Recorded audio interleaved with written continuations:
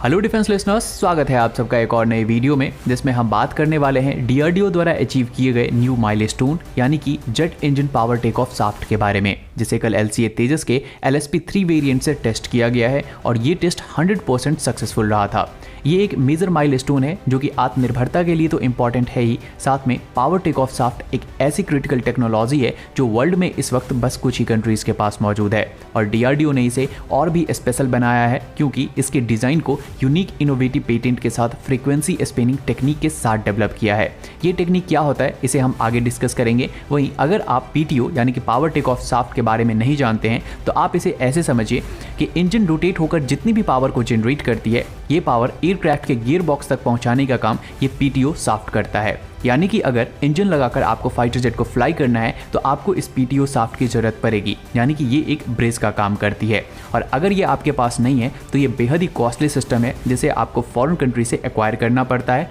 और हो सकता है कि अगर फॉरेन कंट्री द्वारा इसकी डिलीवरी में डिले किया जाता है तो इसके कारण आप फाइटर जेट को फ्लाई ही ना कर पाएं। तो अगर इस पीटीओ शाफ्ट की बात करें तो इसे डीआरडीओ की लैब CBRDE यानी कि combat vehicle research development establishment ने इंडिजीनियसली ही बनाया है। ये एक light weight, high speed, lubrication free power take off shaft है जो कि डिफरेंट ऑपरेटिंग इंजन स्पीड के साथ कंपैटिबल है। अगर इसे इजी लैंग्वेज में समझें तो जो different type of jet engine होते हैं जिसे हमारे एयरफोर्स द्वारा इस्तेमाल किया जाता है तो उस सभी इंजन की स्पिनिंग फ्रीक्वेंसी अलग अलग होती है, जिसके कारण डिफरेंट या फिर उस फ्रीक्वेंसी से matched power take off shaft की हमें जरूरत पड़ती है, जिसे हम फॉरेन कंट्री से इंपोर्ट करते हैं और ये बहुत ज़्यादा कॉस्टली पड़ता है। लेकिन डीआरडीओ द्वारा डेवलप किया गया ये पीटीओ शाफ्ट सभी टाइप के स्पिनिंग फ्रीक्वेंसी और स्पीड पर इंजन के साथ कंपैटिबल है और इसीलिए ये बहुत बड़ी अचीवमेंट है क्योंकि आने वाले टाइम पर जो फ्यूचर के हमारे एयरक्राफ्ट हैं, चाहे वो एमका हो, TED-BF हो या तेजस MK2 हो, तो उसमें भी अब इंडिजीनियस पीटीओ शाफ्ट का ही यूज किया जाएगा। साथ में ये लाइट वेट भी है तो इंजन की जो ओवरऑल वेट है उस पर भी इसका इम्पैक्ट पड़ेगा।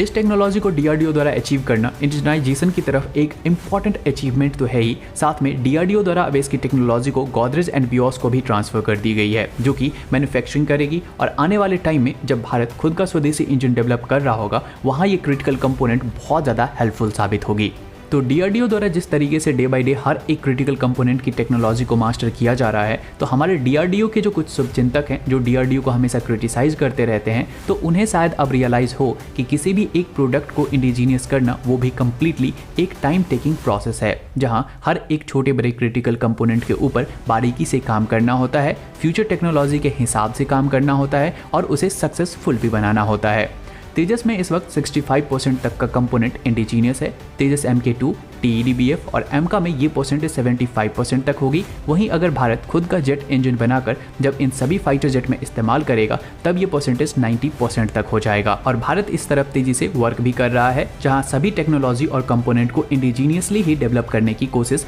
लगातार जारी है। और जैसा कि प्लान है कि 2047 में जब हम अपना 100वां इंडिपेंडेंस डे मना रहे होंगे, हमारे सभी वेपन इंडिजीनियस होंगे, तो इस पर वर्क तेजी से जारी है और पीटीओ इसी का एक प्राइम एग्जाम्पल है। तो आज के इस वीडियो में इतना ही। उम्मीद है आपको ये वीडियो इन्फॉर्मेटिव लगी होगी। अगर लगी हो तो लाइक करें, शेयर करें और चैनल पर नए हैं तो सब्सक्राइब कर लें।